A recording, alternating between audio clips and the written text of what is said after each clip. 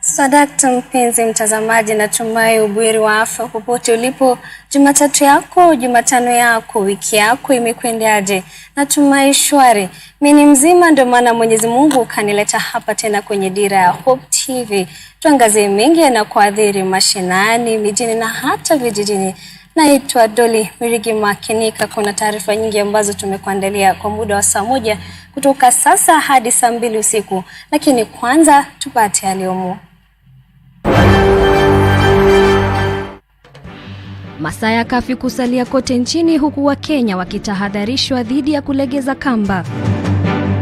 Kenya na Uingereza yakubaliana kushirikiana katika sekta ya elimu na afya.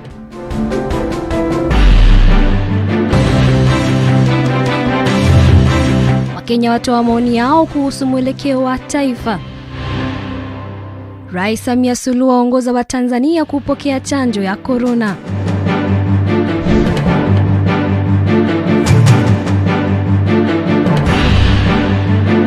Na michezoni, shirikisho la kandanda nchini lazindua kombe la dhahabu.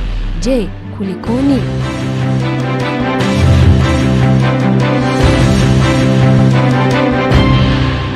Karibu kwenye taarifa kamili mtazamaji. Nambari ya kuwasiliana nasi ni 22232, ama pia ukipenda katika mtandao wa Twitter na Facebook ni @HopeTV Kenya, #Dira Ya Hope TV. Jina langu ni Doli Mirigi, tuandamana hadi tamati.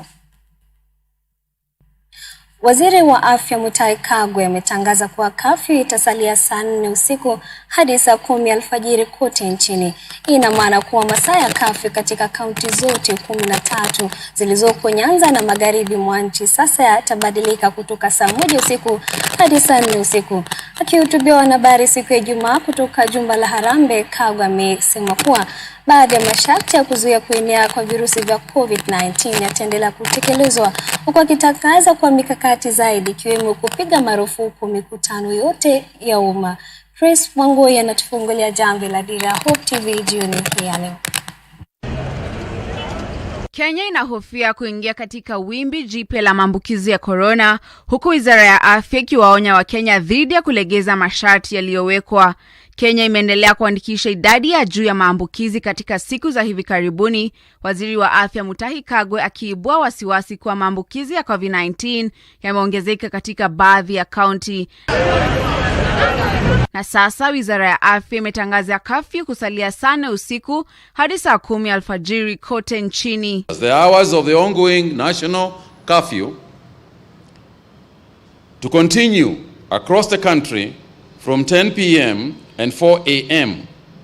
This applies now to the counties in the Lake region as well. Akilihutubia taifa siku ya Ijumaa, Kagwe ametaka madhehebu mbalimbali kuendelea kufuata masharti yaliyotangazwa na Baraza la Kidini la kushughulikia masuala ya korona humu nchini, na pia mikahawa kuendelea kufuata masharti yaliyowekwa na Wizara ya Afya. All forms of physical congregational worship in the country, churches, mosques and temples, be permitted as per the guidance of the Interfaith Council and the interfaith protocols that have been developed, but which in the recent past seem to have been abused. In-person worship should be limited to 1/3 of the capacity of the venue in strict adherence with the guidelines and protocols of the Ministry of Health. Waajiri wa humu nchini wametakiwa kuwaruhusu wafanyikazi wao kufanyia kazi nyumbani isipokuwa wale ambao wanatoa huduma za dharura. Waziri wa Afya amesema hii itasaidia kupunguza maambukizi ya virusi vya COVID-19 humu nchini.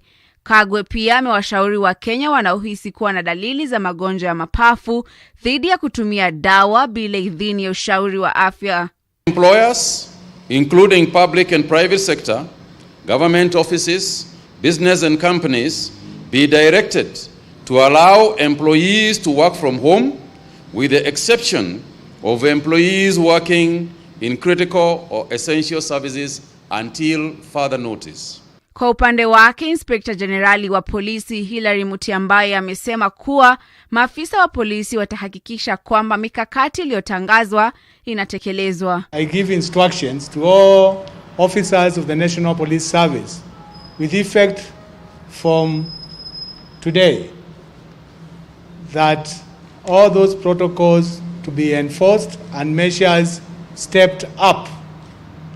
We will take responsibility. Grisangoi, Dira Ya Hope Tv. Kenya na Uingereza zilitia saini makubaliano mawili muhimu ya afya katika siku ya 3 ya ziara Rais KENYATTA nchini Uingereza zilizokamilika siku ya Alhamisi. Mkataba wa kwanza unahusu ushirikiano miongoni mwa wahudumu wa afya ulitiwa saini na Waziri wa Leba Simon Chelugui na mwenzake Uingereza anayesimamia sekta ya afya Sajid Javid. Mkataba huo utawezesha wahudumu wa afya kutoka Kenya na Uingereza kufanya kazi katika mataifa hayo mawili. Mkataba wa pili unahusu uzinduzi wa muungano wa sekta afya kati ya Kenya na Uingereza. Akizungumza kwenye kikao cha kutia saini mikataba hiyo, Rais KENYATTA alielezea matumaini kwamba mikataba hiyo miwili itaimarisha ushirikiano kati ya mataifa hayo mawili katika utoaji wa huduma za afya. So for 30 years, the Kenyan Medical Research Institute has been working with the Wellcome Trust and the University of Oxford on the most cutting-edge research. And we've made global health funding opportunities at our National Institute of Health Research open to researchers and institutions in Kenya. They are all living examples of our UK-Kenya health partnership, which we are all here today to help celebrate. It may have only been formalized a year or so ago, but early this year, I think it was formally put together, but it's been saving lives for for decades. And Mr. President, it helped to drive on your big four visions for your country, the vision here of affordable healthcare for everyone in Kenya. And as we look to strengthen these bonds, we need to make sure that these opportunities are available to frontline workers too. Healthcare professionals all across the world have been the heroes of the pandemic, and we owe it to them and give them the opportunities that they need to develop. This new MOU between the Republic of Kenya and the United Kingdom on healthcare workforce and UK-based health and education institutions on the establishment of Kenya-UK Health Alliance, I believe will create a platform for not just health worker exchange, but total capacity building of healthcare professionals, not only in Kenya, but also in the region, who will also take advantage of this partnership. But more importantly, also strengthen our management of cancer, and indeed, as has been said, as we walked around the tables, the ability for us to be able to explore, study, and understand better different cancers, how they affect different populations, and therefore be able to be in a much better position to provide our people with the kind of health care that they deserve. I want to end my statements by basically expressing Kenya's total appreciation for the critical support that we have received from all of you here in the UK, in the health sector, but also from Her Majesty's government throughout the decades. This gesture of generosity has complemented Kenya's development agenda and impacted positively.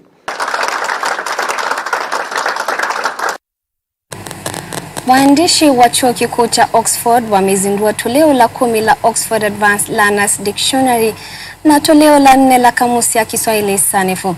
Vitabu ambavyo vitawafahamisha wanafunzi misamiati mipya na maneno ya maana yake ili kuboresha uandishi wao na ujuzi wao wa kusoma. Akizungumza wakati wa uzinduzi huo, mkurugenzi wa chuo cha Oxford barani Afrika John Mwazemba alisema toleo hili litawasaidia wanafunzi kutumia lugha zote mbili kwa ufanisi katika mawasiliano yao ya kila siku. Mwenyekiti wa taifa wa muungano wa walimu wakuu wa shule za sekondari ambaye pia alihudhuria uzinduzi huo, Indimuli Kai, alisifu mchango wa kamusi hizo katika sekta ya elimu. Ningependa kuwahimiza walimu wa lugha waweze kutafuta nafasi ya kuhakikisha kuwa wanafunzi wetu wanaimudu lugha ya Kiswahili vile ambavyo wanapenda kuzungumza lugha ya Kiingereza. It's dynamic, it keeps on changing. After every 5 years or so, we revise our dictionary not because we want to make money, but because language is dynamic. Otherwise we'll be left behind. So that's the reason why we are doing this. Those who know, it's very costly to do the research. It costs actually hundreds of millions of shillings to do a new edition. Gharama ya juu ya maisha, ukosefu wa ajira na janga la COVID-19 ni baadhi ya sababu ambazo zimetolewa na asilimia kubwa ya Wakenya ambao wanahisi kuwa nchi hii inaelekea mahali pabaya. Haya ni kwa mujibu wa utafiti uliofanywa na shirika la TIFA mapema wiki hii ambao ulionyesha kuwa ni asilimia 12 pekee ya Wakenya waliohojiwa ambao wana mtazamo tofauti wa maisha. Utafiti huo ulifanywa kati ya mwezi wa Juni na Julai mwaka huu, ulihusisha Wakenya 1550. Diana na mengi kuhusiana na taarifa hii. Huku ikiwa imesalia mwaka mmoja kabla ya uchaguzi mkuu kufanyika humu nchini, asilimia 72 ya Wakenya wanahisi kuwa taifa linaelekea mahali pabaya, asilimia 14 hawajui nchi imechukua mwelekeo upi, huku asilimia 12 wakisema wamefurahishwa na mwelekeo wa nchi. Kati ya asilimia 72 ya wale wanaohofia kuwa nchi imechukua mwelekeo mbaya, asilimia 38 walitaja gharama ya juu ya maisha kuwa sababu kuu, asilimia 16 walitaja ukosefu wa ajira, asilimia 13 walitaja siasa, huku asilimia 10 wakilalamikia janga la korona na ufisadi, na asilimia 5 wakitaja mkopo kutoka nchi za kigeni. Kwa wale ambao wanaamini taifa liko sawa, asilimia 18 walitaja udhibiti wa ugonjwa wa COVID-19, asilimia 14 walitaja kuimarishwa kwa miundo msingi, asilimia 9 walitaja kushuka kwa gharama ya karo, asilimia 8 walitaja kupungua kwa gharama ya maisha, huku asilimia 6 wakitaja nafasi za ajira. Utafiti huo wa shirika la TIFA pia ulifichua kuwa asilimia 47 ya Wakenya wanampongeza Rais Uhuru Kenyatta kwa utendakazi wake. Uongozi wake umesifiwa kwa ujenzi wa reli ya kisasa SGR, umoja na ushirikiano wa nchi, usambazaji wa stima, nafasi za ajira na kupunguzwa kwa gharama ya elimu. Ongezeko la deni la kitaifa, kusambaratika kwa uchumi, ongezeko la ufisadi, kupuuza mahakama na mvutano kati yake na naibu wake ni sababu ambazo Wakenya walioshutumu uongozi wa rais walitaja. Utafiti huo uliofanywa kwa njia ya simu uliwahusisha Wakenya 1550. Diana, Dira Ya Hope TV. Chama cha United Green Movement UGM kimeonya vikali tume huru ya mipaka na uchaguzi nchini IEBC kutoahirisha uchaguzi mkuu wa mwaka 2022. Muungano huu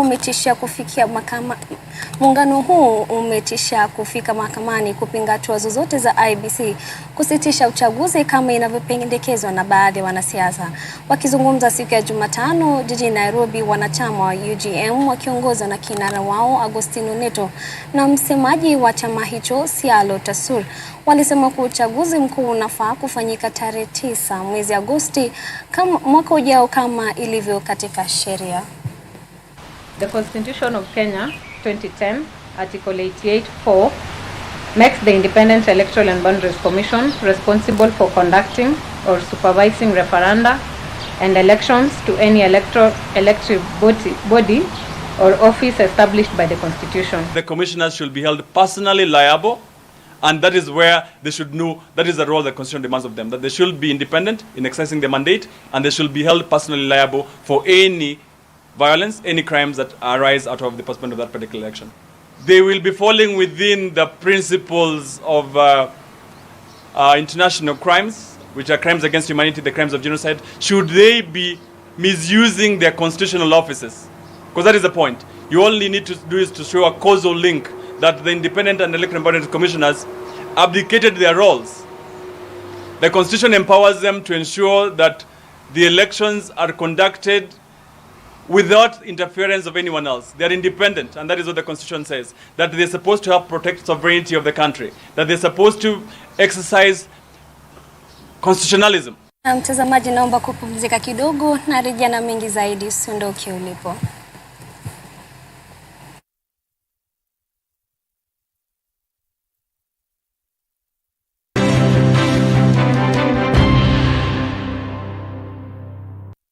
Hope TV is where you look and live, with an excellent selection of the best Christian programming consisting of local and international content of inspirational stories, talk shows, Bible commentary, youth, health shows, children entertainment, contemporary gospel music, extended times of worship, live broadcast, news, movies, drama, Christian ministry programs, and so much more. Hope TV is another quality service from Christ is the Answer Ministries, with over 45% of authentic and credible local content every week. Hope TV is a sister station to Hope FM, Kenya's leading Christian radio station, with footprints across the country. Tune in to Hope TV, where you look and live.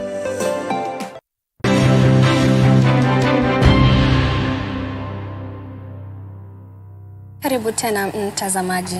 Mama wa taifa Margaret Kenyatta ametoa wito kwa washikadau kwenye sekta afya kuangazia zaidi kati viwango vya kitaifa maradhi ya akili. Akizungumza siku ya Alhamisi wakati wa maadhimisho ya mwaka wa 25 wa kundi la hospitali ya Chiromo na ufunguzi wa hospitali ya daraja la 5 ya Chiromo Bustani jijini Nairobi, Bi Margaret alisema afya ya akili inastahili kupewa umuhimu sawa na maradhi mengine ya kiafya, akisema maradhi hayo yanaweza kutibiwa.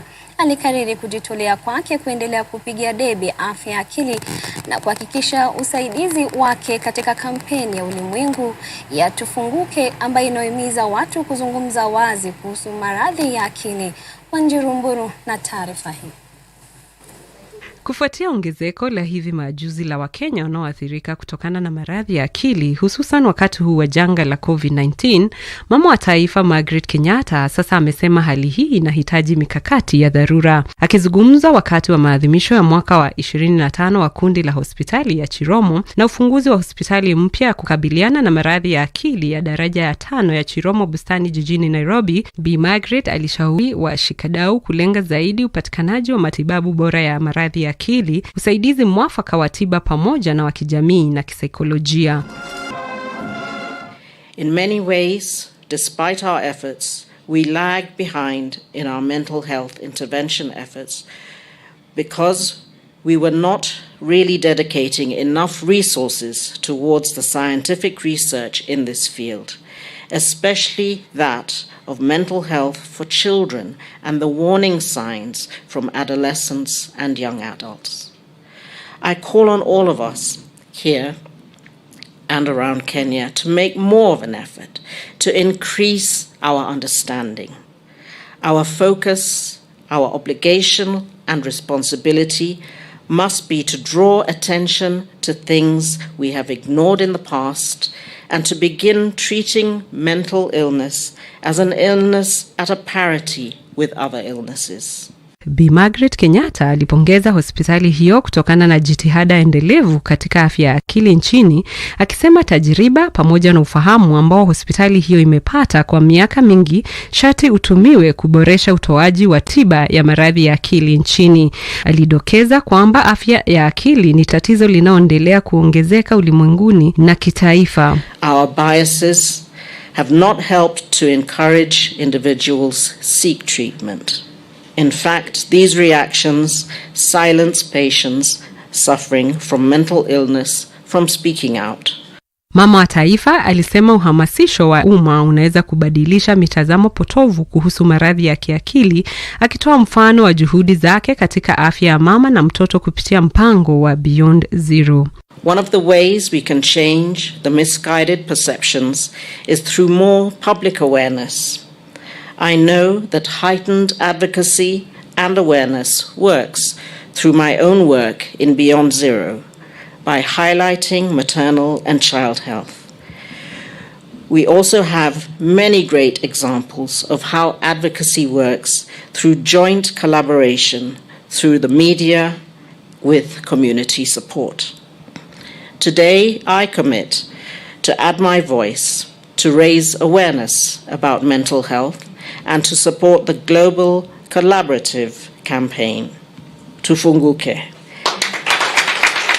Katibu mwandamizi wa Wizara ya Afya Daktari Masi Mwagangi, ambaye pia alizungumza kwenye hafla hiyo, alisema maradhi ya akili ni changamoto kubwa na akatoa wito wa sekta ya kibinafsi kusaidia juhudi ya serikali za kupanua tiba ya maradhi ya akili humu nchini. Huku Daktari Frank Jenga, ambaye ni mwenyekiti wa kundi la hospitali ya Chiromo, aliyewaongoza baadhi ya watu kusimulia ufanisi wao baada ya kupokea matibabu kwenye kituo hicho, akisema hospitali hiyo iliyo na idadi ya vitanda 580 hushughulikia wagonjwa 100 kila siku kwa kiwango cha wastani. Despite the high disease burden due to mental health conditions, majority of people do not access services due to various reasons, including that these services are not available in their communities, that the services are not affordable, that we lack adequate resources and systems in terms of providing comprehensive quality care services, including also investing in human resources, medical products, and commodities. And so to address these challenges, we have to recognize the role of concerted efforts, and that is why we are here today, Your Excellency, partnering with the private sector, Chiromo Hospital Group, the regulator, the Ministry of Health, represented here by our Director of Mental Health Services, and NHIF. All these are partners coming together to ensure that we are able to provide this service. Wanjiro Mboro, nikiripotia Dira Ya Hope TV.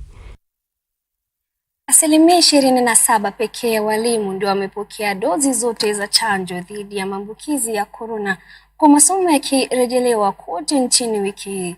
Haya ni kwa mujibu wa ripoti ya tume ya kuajiri walimu nchini TSC, ambayo pia imetaja uhaba wa vyeuzi katika shule za mashinani kuwa changamoto kubwa kwa masomo. Kulingana na afisa mkuu mtendaji wa TSC Nancy Macharia, kufikia sasa walimu 73 wameaga dunia na wengine 454 kupona kutokana na maradhi ya COVID-19. Wakati huo huo, Macharia amesema kuwa ametoa mafunzo kwa walimu zaidi ya 90,000 kwa utayari wa mtaala mpya wa CBC. And for me, the challenge I want to give teachers is, teachers are very influential at that lower level within communities. So are the students. The students can go to the homes and challenge their parents, why are you not vaccinated? They should even ask the parents, if you are not vaccinated, you risk your life, but you are spreading it even to us. We need to make sure we use students to be real advocates to get as many Kenyans as possible vaccinated.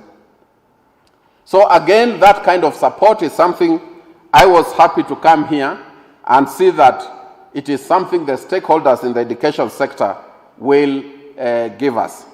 And mine is to rally all those teachers who have not gotten the first, even the first dose, to go and get it now that you have heard the government is bringing enough doses in the country. I also add the 44.4% of teachers, the 44.4% I think are those teachers who have not received any vaccination at all, to quickly go and get the jab, especially now that the school term has started and all the children are back in school. Please, dear teachers, go and take that jab.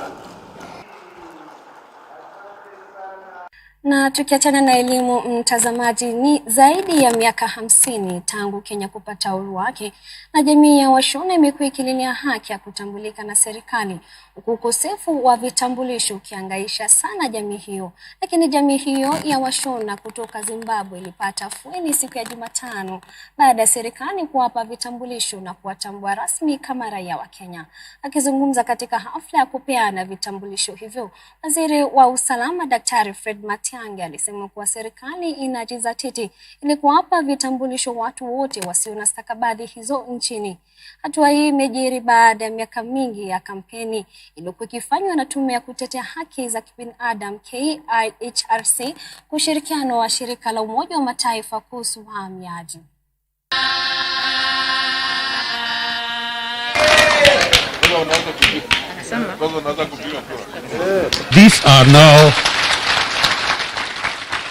These are now members of our society. We are going to work with you. I can assure you that as soon as you get your ID, the processes that we are doing right now, including issuing bursaries, you will qualify immediately without ID. All these children from this community must go to school. Waende shule wote. So there is no excuse about anything. We have given you citizenship. There is no excuse about, you know, I didn't have this paper, I didn't have the other document. They should all go to school. Serikali imelaumiwa pakubwa kwa kufeli kuangazia kesi za dhulma kwa Wakenya wanaofanya kazi ughaibuni. Katibu mkuu wa muungano wa wafanyikazi KOTU Francis Atwoli ametaka serikali kuweka mikakati na kuhakikisha kuwa Wakenya wanaenda ughaibuni wako salama, huku akidai kuwa visa hivi vya dhulma vinaongezeka kutokana na ukosefu wa ajira nchini. Muungano wa KOTU ulijitokeza mapema wiki hii kutetea haki za Wakenya wanaofanya kazi ughaibuni ili kuwanasua kutokana na jinamizi hilo. Hii hapa taarifa hiyo. Vifo na mateso ya Kenya, hasa wanawake wanaofanya kazi Saudi Arabia kama wafanyikazi wa nyumbani, ni hadithi isiyo na mwisho. Familia nyingi zimewazika wapendwa wao ambao umaskini uliofanya kutafuta maisha mema katika nchi za kigeni, ila baadaye kinachofuata ni mauti. Cha kusikitisha zaidi, kesi hizi usaulika bila uchunguzi kukamilika. Kesi ya hivi karibuni ni ile ya Caroline Loach, mwanafunzi wa mwaka wa pili katika chuo kikuu cha Kisii ambaye mwili wake uliwasili nchini tarehe 10 Julai mwaka huu, ikiwa ni baada ya miezi miwili tangu wazazi wa Caroline walipokea ripoti ya kufariki kwake mwezi Mei tarehe 5 kutoka Saudi Arabia, nchi ambayo Wakenya wengi huenda kutafuta cha kujikimu kimaisha. Muungano wa wafanyikazi nchini ukiwa mbele kuwanasua kutoka kwa janga hilo. Katibu mkuu wa wafanyikazi nchini Francis Atwoli ametaka serikali kuwa na sera zinazolenga kuwapa vijana fursa zaidi za ajira ili kuepukana na kazi za nchi za kigeni. Everything here. And we can if we tame corruption, we can create more employment for our own children in this country. So that is my appeal. And employment cannot be tamed through politics. Unemployment cannot be tamed and corruption cannot be tamed through politics. Atwoli amedai kuwa maafisa walio mamlakani wanapokea rushwa ili kuwezesha kusafirishwa kwa Kenya nchi za kigeni. Kenyan employment agents or bureaus, they have nothing, no officers, they are briefcase people and they are paid upfront. It's just, that's why I say it is indirect slavery. Two, I personally and my colleagues are here.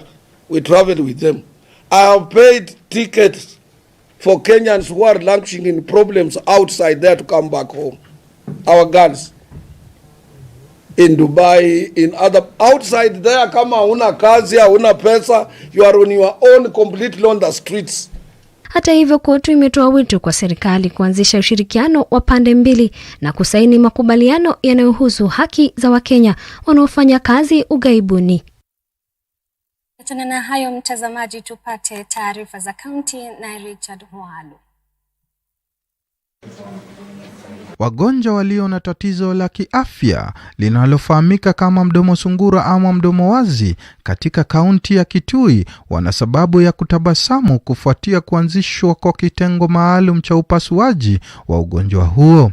Kitengo hicho ambacho kilifadhiliwa na Smile Train kwa kushirikiana na hospitali ya Jordan kiligharimu shilingi milioni 2.3 na kinatarajiwa kutoa upasuaji wa bure kwa watoto waliozaliwa na ulemavu huo. Children who have a defect in the palate have multiple problems. One of them is speech development. They are not able to phonate or speak well. They have a nasal speech. They tend to get repeated ear infections and throat infections. The hygiene of the mouth is a problem, and the development of the teeth is a problem. So what do I do as a surgeon? These children, you operate them in the first year of life. So when they are doing the first birthday party, is the time to correct the palate defect, the hole in the mouth, part of the mouth. The reason we do it at the age of 1 year is when the child is starting to learn how to speak. Is when they are whispering the word mama, baba.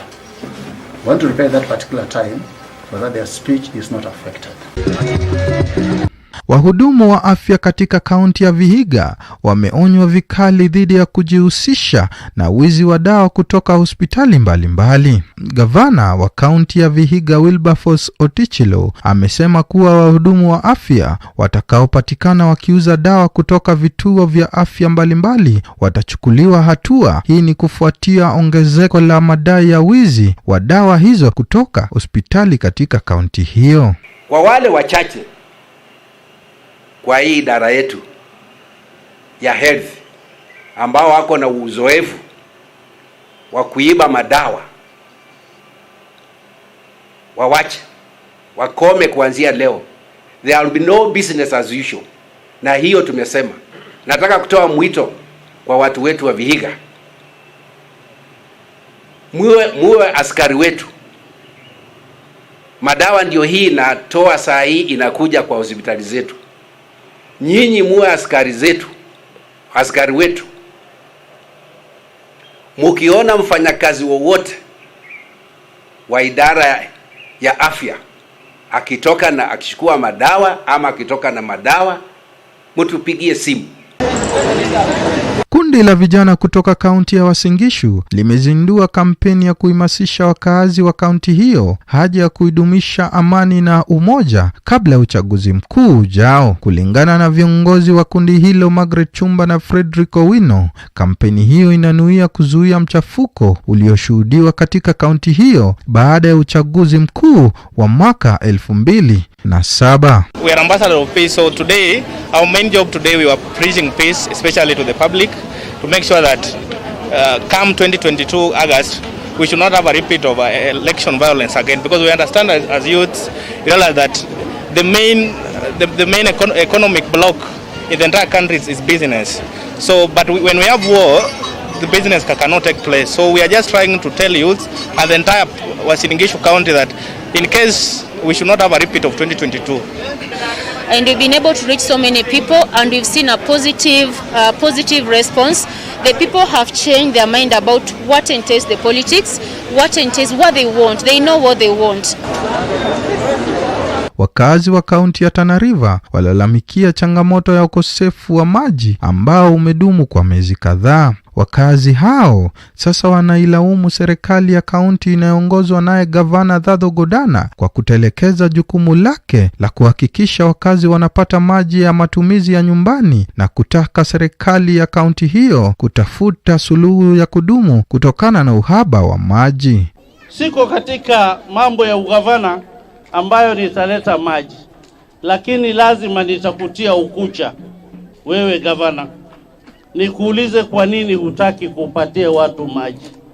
Kwa hivyo ninatoa wito kwa ofisi hiyo, iamuke katika kitanda, itoe burangeti, ipatie watu ya Tana River maji. Tumekuwa tukilipia maji bila huduma,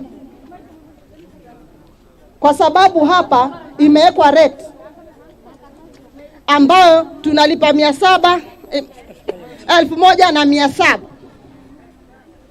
In fact, madogo ndio tunalipia maji ghali kushinda watu wengine Tana River nzima. Hola wanalipa 500, wale kule sijui ni 300, sijui ni ngapi. Hapa ni 1,100. Unalipia maji 1,700 na wewe kwa miezi hii yote 3-4 hauna maji ya mfereji hata kidogo. Nikiripotia Dira ya Hope TV, jina langu ni Richard Halo. Shukran sana Walo kwa taarifa hiyo. Lakini pumziko fupi mtazamaji, na rejea hivi punde na mingi zaidi ikiwemo kimataifa na taarifa za biashara.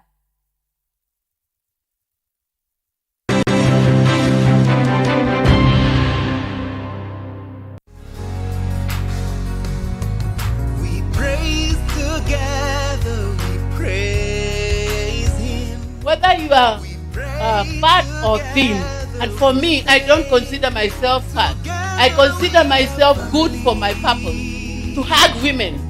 When they come crying, and they come and hug me, they just come and I hug them and they cry and cry and cry until they are comfortable.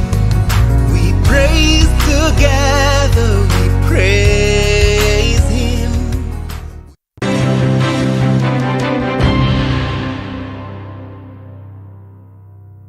Karibu tena mtazamaji. Watanzania wanaendelea kupokea chanjo ya virusi vya COVID-19 baada ya kampeni ya utoaji chanjo dhidi ya virusi hivyo kuzinduliwa rasmi na Rais Samia Suluhu siku ya Jumatano. Suluhu alikuwa wa kwanza kuchanjwa chanjo aina Johnson & Johnson katika ikulu jijini Dar es Salaam na kusema kuwa serikali yake itahakikisha kwamba kila Mtanzania ambaye anataka kuchanjwa anapokea chanjo hiyo. Zoezi la kutoa chanjo linalolenga raia milioni 58 nchini humo. Na mingi zaidi. Rais wa Tanzania Samia Suluhu siku ya Jumatano aliwaongoza Watanzania na viongozi wakuu serikalini kupokea chanjo dhidi ya virusi vya korona. Katika hafla ya kuzindua rasmi zoezi la utoaji chanjo nchini humo, Rais Suluhu aliwahakikishia Watanzania kuwa chanjo hiyo imethibitishwa na wataalamu wa afya. Ndugu zangu, leo tunazindua uchanjaji Tanzania, tukijua kwamba chanjo tulizonazo ni kidogo sana ukilinganisha na idadi ya Watanzania. Toka nimeanza kuzungumza jambo hili la chanjo, kama alivyosema waziri, kuna wengi wanalikataa, lakini wengi sana wanalikubali. Na nina message nyingi sana zinazouliza mama lini, mama lini, mama lini tunaanza. Kwa hiyo changamoto mbele yangu ni kwamba idadi iliyokuja ni ndogo. Jitihada inafanywa, tunategemea tutakwenda kupokea na kupokea na kupokea. Alikihutubia taifa baada ya kupokea chanjo hiyo, Mama Suluhu alielezea matumaini na kuhakikisha kuwa kila mtu anapata chanjo hiyo. Aliwaomba Watanzania wasivunjane moyo, ila wapeane moyo katika kupambana na janga hilo ambalo limeweza kuathiri dunia nzima. Kwa hiyo niwaambie tu, chanjo ni imani. Kwa wale wenye imani potofu, basi wizara na wasanii wetu, vyombo vya habari, mfanye kazi ya kueleza watu umuhimu wa chanjo. Lakini kwa wale wa hiari, tutahakikisha kwamba nchi yetu inapata idadi ya kutosha ya chanjo ili watu waendelee kuchanja. Pamoja na chanjo, nirudie tena maombi yangu ya kila siku kuwataka wananchi wachukue hadhari. Viongozi wa matabaka mbalimbali wakiwemo wanasiasa na viongozi wa kidini pia walipokea chanjo hiyo. Kwa hiyo watu wasitishe wengine, jamani, hii ni analytical chemistry. Watu wana taaluma zao, naomba wapewe nafasi. Lakini pia mambo mengine hapa, kuchoka ni jambo la kawaida. Ukichoma chanjo, kaa chini, pata muda upumue kidogo ili pressure zile zijadjust, ni vitu vya kawaida. Kunywa maji mengi, kazi iendelee. Jamhuri ya Muungano wa Tanzania. Dozi milioni 150,000 ya chanjo ya Johnson & Johnson zilizowasili nchini humo juma lililopita zitatolewa kwa makundi maalum pamoja na watu walio juu ya umri wa miaka 45. Tanzania sasa inaingia katika idadi barani Afrika ya mataifa ambayo yatazidi kupokea chanjo kwa awamu katika mpango wa Umoja wa Kimataifa na Shirika la Afya Ulimwenguni WHO. Kwa upande wao, Watanzania wameelezea hisia mseto kuhusu chanjo hiyo. Naitwa Patrobo Ojwang, nikiripotia Dira ya Hope TV. Shukran sana Ojwang kwa taarifa hiyo. Katibu mwandamizi katika Wizara ya Ugatuzi Gideon Mung'aro amekosolewa kwa kudai kwa yeye ndiye alianzisha miradi ya serikali ya mabilioni ya pesa katika kaunti ya Kilifi. Akizungumza wiki iliyopita katika kaunti ya Kilifi, Mung'aro alisema kuwa yeye ndiye aliyeshinikiza ujenzi wa barabara ya Malindi Sala na kivukio cha Baricho. Barabara hiyo ya Malindi Sala ilijengwa na serikali kwa kima cha shilingi bilioni 4.2, huku kivukio cha Baricho kikiwa katika awamu ya mwisho ambacho kiligharimu shilingi bilioni 2.3. Wakazi hata hivyo wanadai kwamba Mung'aro anatumia miradi hiyo kama chombo cha kampeni za kisiasa za mwaka 2022. Tuna furaha kubwa sana kupata huu mradi wa barabara, na alichangia tupate hii barabara ni Mheshimiwa Dani Kazungu alipokuwa ni mbunge wa Malindi. Dani Kazungu alipewa huu mradi wa barabara pamoja na bridge. Lakini sasa hii tunasikia kwamba barabara imetengenezwa na kina Aisha Jumwa, kina Mung'aro. Sasa wanavamia mradi wa mwenzo wao. Watafute mradi watakaojivunia nao. Hii barabara twashukuru Dan Kazungu wakati alipokuja akaenda launch huku Gede kuangalia ninio Longo Baya kuangalia hii barabara, alipokuja kulaunch kumaliza haikukawia barabara, tukaanza tukategezewa. Hii barabara ilikuwa rafu sana mwanzo, hapo kwa mlima hapo juu hapo ndo kulikuwa vibaya sana, mashimo yani mpaka mara ilikuwa hakuna yani, sababu imeushwa na mvua yani.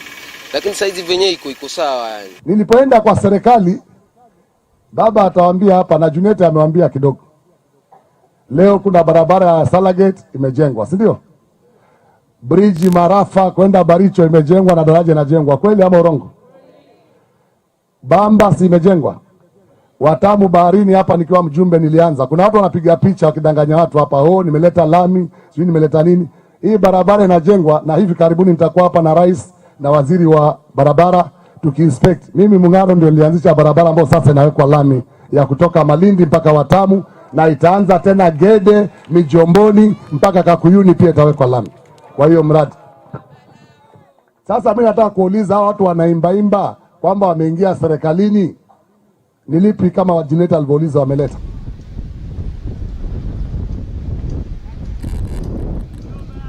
Tukiachana na hayo mtazamaji, zaidi ya miti 300 ya mikoko ilipandwa huko Jomvu, kaunti ya Mombasa kuadhimisha siku ya kutunza mikoko duniani mapema wiki hii. Huko wito ukitolewa kwa jamii kutokata mikoko kiholela. Wana mazingira wakiongozwa na katibu mratibu katika Wizara ya Mazingira Mohamed Elimu walikongamana katika fuo za Tudor Creek kwa maadhimisho hayo, wakilenga kuongeza idadi ya mikoko eneo hilo. Mkondo wa bahari pwani mwa Kenya ulioko na mikoko unakusudiwa kuwa na ekari 10,000. 40% zinasemekana kuharibiwa na wanaojihusisha na pombe haramu, huku vitengo vya usalama vikitakiwa kutia juhudi ili kupambana na pombe haramu. These are 5 counties that host mangrove. We have about 61,000 hectares of mangrove ecosystem that are in the 5 counties. And in coast, Mombasa itself, we have about 3,700 hectares. And if you look at the issues of management, we need to come here in Mombasa for this time, particularly because it's a very, very critical county with regards to efforts that we need to put in place, because it is quite highly degraded, and we have to make a change and restore those degraded areas.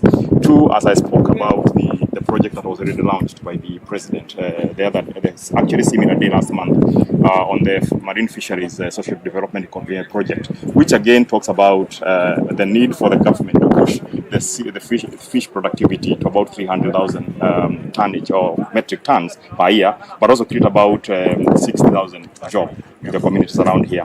But I want to say, in the last 1 year, we have been able to plant about 10 million propagules of mangrove, and the last 2 years in total, we have been able to do about 16 million mangrove propagules. And therefore, it can tell you, as a government agency, we are very committed to make a change in what has been there before.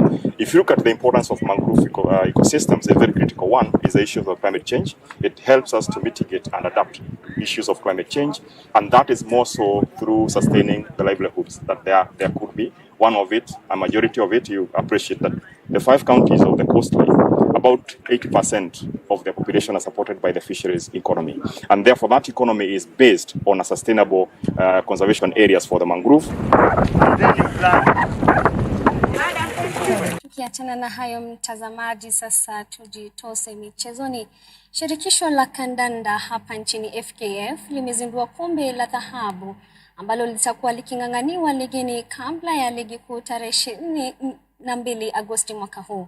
Wakati huo mabingwa wa kandanda wa ligi kuu ya Tusker FC walijiondoa kushiriki dimba la Sekafa ambalo litafanyika kati ya Agosti mosi hadi Agosti 15 nchini Tanzania.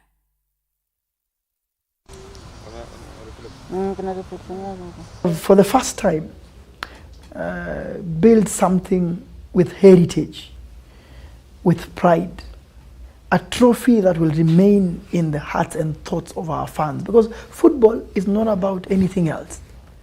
It's about that one champion. It's about playing a full season for 34 weekends and emerging a winner. And what you get out of it is not money or anything, it's a pride. And the pride is brought by this Maasai, the pride of Kenya, and the big 5 that we all know about, that represent Kenya so well. So the heritage of Kenya in the FKF Premier League, in the Betking Premier League, is what we see in this trophy. And we have an original one and a replica one. And so I think that now is the beginning of new things, because before, last season, I think the champion never got a trophy. And so we said we want to solve that problem once and for all. This is a symbol of our football and what we aspire to be as Kenyans. A Maasai holding a football is symbolic in itself, what we can achieve and how original that Maasai is anywhere in the world we are known for. And that's what we have done with this trophy. I'm looking forward to see who wins it and how in 20 years we'll look back and say that was some good job done. It's a golden 80 centimeters height, 24 karat gold, 11 kg in weight. I think it talks for itself. Na mtazamaji, kufikia hapo sina la ziada. Shukran sana kwa kutazama taarifa za Dira Ya Hope TV, na pia kwa wale wote walioweza kufanikisha taarifa hizi, kutoka kwa mpiga picha wangu hadi kwa mwelekezi wangu. Nitakuwa hapa tena Mola atakaporidhia. Langu jina ni Doli Mirigi. Alamsiki.